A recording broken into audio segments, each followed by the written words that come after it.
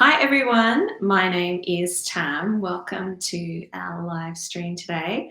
Beside me, I've got Dave Burton, and Dave is from the Goldfields Local Learning Network. The Employment Network, or GLEN, Goldfields LEN.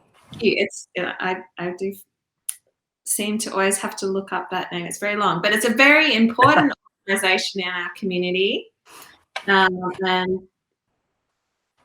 Dave's just taken on this exciting role of executive officer. Congratulations. Thanks, Tam. And I have to admit, there's something that I am very passionate about, the work that you do, and there's a number of organisations in our region that we're very fortunate to have, and it's all about pathways and opportunities for young people to experience working or getting the right skills to get into work. You probably can talk about what you do a lot better than me. But tell me all about what it is you do and your team. Yeah, sure. Thanks, Tam. Thanks for having me. So the Goldfields LEN, the work we do is, you hit the nail on the head pretty much, just more succinctly than I would say it, is we provide opportunities through partnered programs to expose young people to inspiring experiences in the world of work. So they get to taste different jobs, different industries, hopefully find something that is inspiring them and start to take, and we help them along the pathway to that. That may be through training, that may be straight into a job through an apprenticeship or something similar. Worked with all the schools in Bendigo, Maryborough and Castlemaine region. Super important. And I think the great word there is partnerships. Yeah. We haven't got anyone with us in the session at the moment, unfortunately, but we'll see what happens. Dave, tell me about why, partnerships are important, and what those relationships mean in terms of young people having those experiences in the workforce. So partnerships, especially regionally, are really crucial because education institutions, schools, can be quite easily their own little islands, and then the industry and the businesses around them and the associated peak bodies, governments, etc., don't necessarily cleanly intersect, and maybe in some cases don't naturally intersect. So to the facilitation of those partnerships and giving a reason for them to work together is really crucial. So part of that needs to be, there needs to be a mutual benefit, obviously, like any partnership. But then I guess what is valuable for those young people in those partnerships is to ensure that they see a benefit to the output of those partnerships as a beneficiary. But in a lot of cases, they're actually a key part of those partnerships. An example of that is our Young Industry Ambassador program.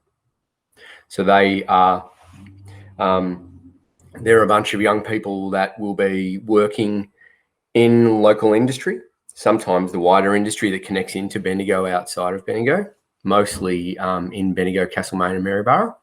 And they will be young entrepreneurs. They will be an apprentice plumber. They will be somebody who might be studying social work at uni, all different types of pathways. And the idea is it's varied pathways. So young students in schools can see the varied opportunities. The Young Industry Ambassadors partner with us through the organisations they work with to be able to share their pathway journey. Love it. I want to say hi to our viewers. So good. Hi. I think we've got 3 people with us. Hi. Yay. This is Dave. Whoop. It's Dave next to me.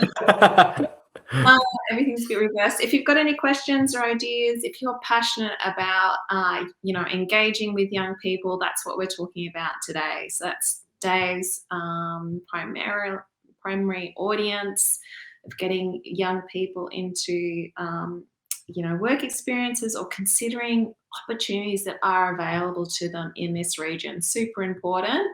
Yeah. So what I wanted to get into is, this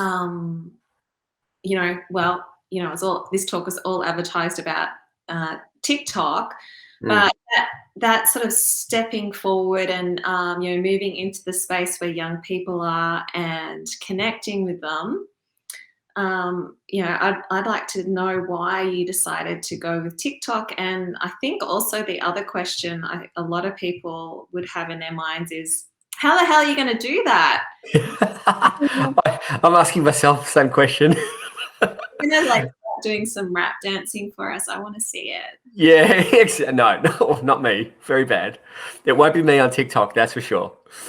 So I guess the why behind it comes back to what I was talking about earlier, which is the crucial part of the young industry ambassadors, or the young people that are in the workplaces in our region, them being able to authentically connect with the students in our schools through where they are natively engaging. So not so the people that are in the schools, the adults that are in the schools, the adults that are in the industry, not treating that engagement the same as we might.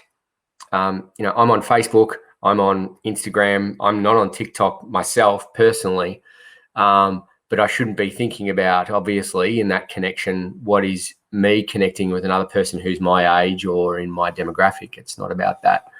So what we've needed to do with our young industry ambassadors to ensure that we are actually developing a real connection, and that they are they are connecting in a peer-to-peer type of way, that they're engaging on a platform where they're all socially and for other reasons having meaningful connections. So we've looked at, with the young industry ambassadors, they are they vary in age from, some of them down to 15 all the way up to 30. So really, a 15-year age range, but really the large chunk of that, they will not be those who will be regularly looking at their Facebook feed like people in their upper 30s or their 30s, 40s, 50s. They'll be on TikTok, or they might be on Instagram, or some of them might be on Snapchat. So we basically, with our marketing team that we work with at Stanford, we were looking at, okay, so how can we approach this in a different way, and not be scared maybe of something that we don't know. And so we looked at, in a previous life, I was involved in a lot of school engagement in the uni space, and we used Snapchat a lot. That worked well for the young people in the unis, but we're going down in age to even grade sixes in some of our engagement. So we needed to look at a large age range of those who we're engaging with, from 12-year-olds up to 18-year-olds as well. So TikTok was a natural fit, but it wasn't a natural fit for our what we're comfortable in. So we're actually handing what we will be doing in the near future is we'll be handing our TikTok account to our young industry ambassadors for the space of a week for them to take over the account. And they will essentially, it will be through the eyes of a week in the life of a marketing coordinator, a week in the life of a social work student, and through these short reels and that type of engagement and the way that TikTok works, they will actually document in a way that that is meaningful for them and for the young people who they'll be engaging with. in their own way. So we'll brief them, but we'll purposefully be pretty hands off. For an organisation or a business or a bunch of old people behind a bunch of computers, that can be scary. But if it's going to be real and authentic, you have to free yourself from that and understand there's some risks and try and account for those, but roll with those. I love it. I love your bravery. I love that you're moving into a space of play. Yep. And I love that you're That's right. enabling young people to be those leaders and decision makers and represent their experience. Super, super important. And I think those elements, will add in that, what you're trying to achieve is that genuine connection. Yeah. I love that also. I sort of anticipated that the reason you were doing TikTok was to maybe influence or, sort of build your awareness with young people. But you use the word connection. And for me, that word connection sort of talks about dialogue and, exchange of ideas or what's going on for people. Is that, have you got some metrics or some ideas of once, this communications goes live about, what you want to see happening on TikTok? So our actual, what our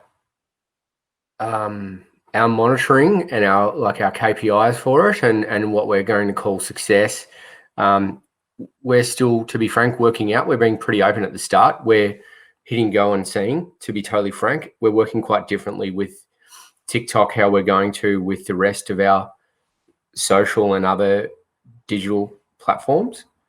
Because this is obviously just part of what we're doing. We are, in the past, the LEN hasn't been really active at all on social. So we're segmenting out our, our LinkedIn is very much about our influence and our positioning with the key influencers in our region and wider.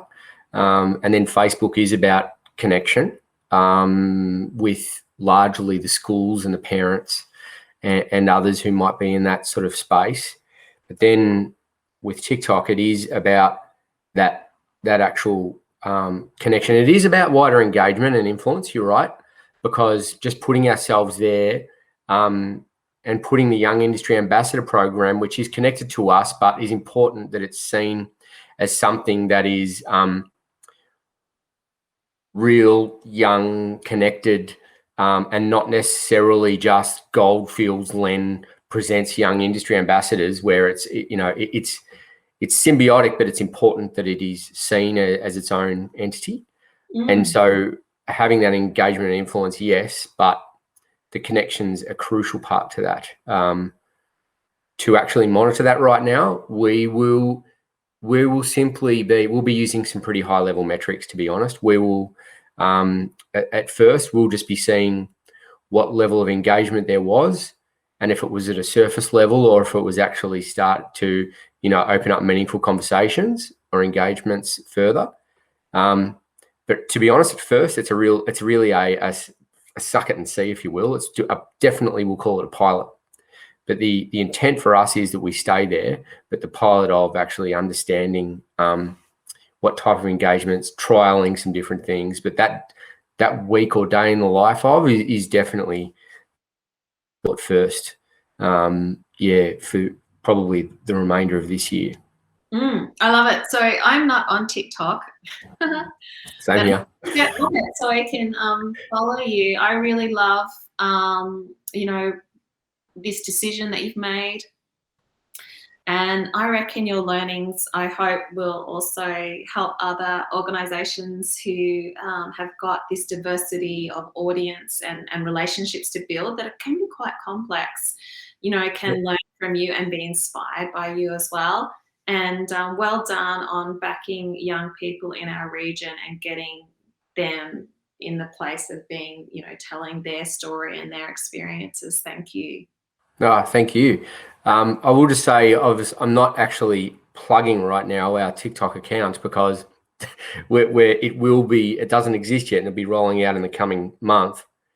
But if you just keep an eye on, the easiest place is just to keep an eye on our website, which is GLLEN.org. We'll be sharing it through there. Awesome. Thank you so much for your time, Dave.